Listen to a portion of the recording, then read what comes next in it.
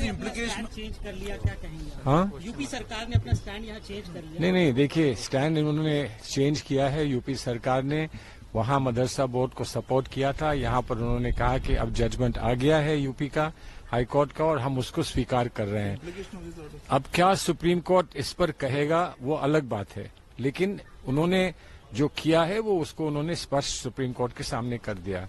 Implications इस order का ये है कि जो मदरसा की जो प्रावधान मदरसा बोर्ड के थे और जो वहाँ की प्रक्रिया थी मदरसे में शिक्षा की, वो मदरसों में शिक्षा की प्रक्रिया जो है वो जारी रहेगी जब तक कि इस पर पूरा फैसला नहीं आ जाता। यानी पुराना नियम फिर से लागू रहेगा सर? वो लागू रहेगा। हाई कोर्ट का फैसला नहीं, अब सुप्रीम कोर्ट का फैसला होगा। जो हाई कोर्ट के फैसले ने किया था उसको अभी सुप्रीम कोर्ट ने उस पर रोक लगा दी है। जुलाई में अंतिम फैसला आएगा।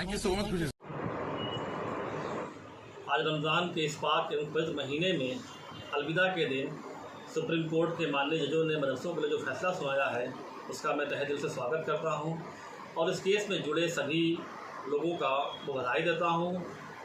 जिन लोगों ने हाई कोर्ट के फैसले के विपरीत जाकर के सुप्रीम कोर्ट में लड़ाई लड़ी है उन सबको मुबारकबाद देता हूं। मैं इस फैसले के बाद मदरसे से जुड़े सभी प्रबंधकों को, प्रधानाचार्यों को, शिक्षकों को और छात्र छात्राओं को मुबारकबाद देता हूं।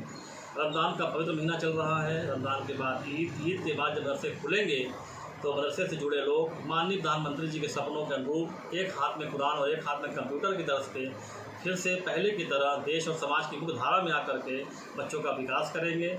और पंडित दीनदयाल उपाध्याय जी ने युक्ति कही थी, पंक्ति में खड़ा अंतिम व्यक्ति तक पहुंचना हमारा लक्ष्य होना चाहिए, जिसके लिए मदरसे लगातार काम कर रहे हैं।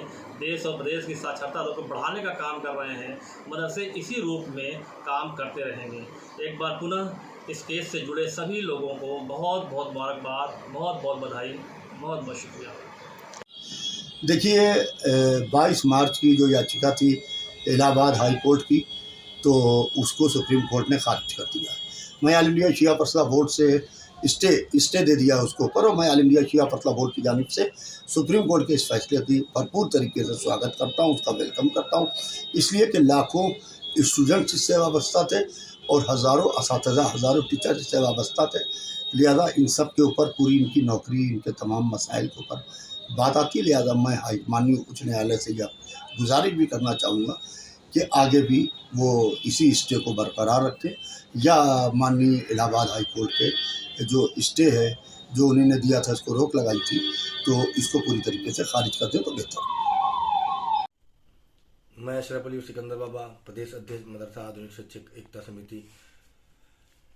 हम लोग आज सुप्रीम कोर्ट के फैसले से बहुत ही जो हम लोगों में निराशा हो गई थी माननीय हाई कोर्ट के फैसले से, आज हम लोग सुकून की सांस ले रहे हैं। आज हम लोगों की जीत हुई है। जिस तरीके से सरकार द्वारा कल आदेश दिया गया था कि बच्चों को मदरसों से दूसरी स्कूलों में शिफ्ट किया जाए, हम लोग बहुत परेशान थे।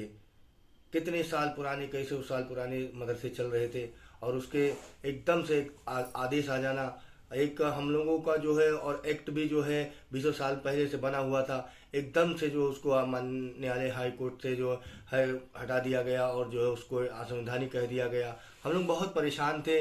कई लाख बच्चे प्रभावित हो रहे थे, कई हज़ार मदरसा आधुनिक शिक्षक जो एड मदरसों में थे, और हम लोग मदरसा आधुनिकीकरण शिक्षक हैं जो हम लोगों का 7 साल से बकाया भुगतान नहीं हो रहा है। हम लोगों का केस सुप्रीम कोर्ट में भी, हम लोगों का केस हाई कोर्ट में भी है। हम लोग तरह तरह के जो है पक्ष में विपक्ष में सांसद, विधायक और माननीय प्रधानमंत्री, माननीय मुख्यमंत्री, राज्यपाल जी सब कहीं हम लोग ज्ञापन देते हैं, मगर हम लोगों की कोई सुनवाई नहीं होती है। और ऐसे ऐसे फैसले आते हैं कि चमत्कारी फैसले हो जाते हैं कि हम लोग दंग रह जाते हैं कि सुन करके, और हमारी कोई सुनने वाला नहीं है। और हम लोगों का 7 साल का जो केंद्रांत बकाया है माननीय सुप्रीम कोर्ट से हम लोग भी चाहते हैं इसमें हस्तक्षेप करते हुए हम लोगों का 7 साल का बकाया भुगतान किया जाए। धन्यवाद।